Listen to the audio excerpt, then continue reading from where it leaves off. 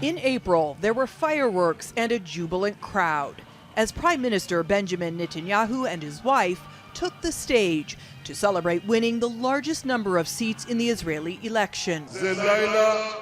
Tonight is a night of an immense victory. 5 months later, in front of a sparse crowd, a somber Netanyahu addressed supporters once again after winning the most seats but failing for a second time to form a government. There can't be and won't be a government that leans on the Arab anti-Zionist parties.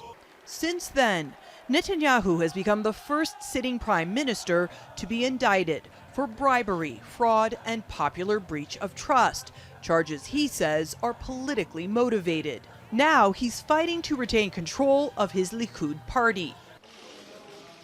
On Thursday, more than 100,000 Likud party members will decide if they'll put their support behind the man who's become the longest-serving prime minister in Israeli history,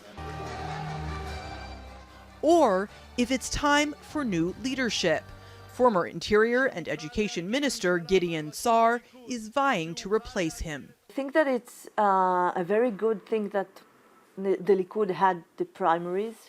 I think that Sa'ar had the courage to confront Netanyahu, and I think it's a good indicator that Netanyahu's days are his last days in power. But Netanyahu's popularity has remained consistent among his base. The economy has been good, and the security situation is stable. During Netanyahu's more than 13 years in power, he's transformed Israeli politics and shifted the country to the right.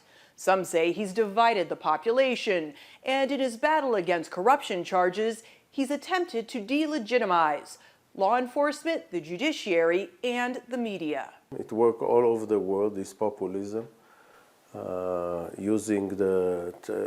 claiming that courts and the media and other elites are after me and I'm a representative of the people. And also you have to remember that at least from the point of view of the right wing, Netanyahu was very successful. By day's end, Israelis will find out if he can pull off another victory. Even if he does, he faces another challenge.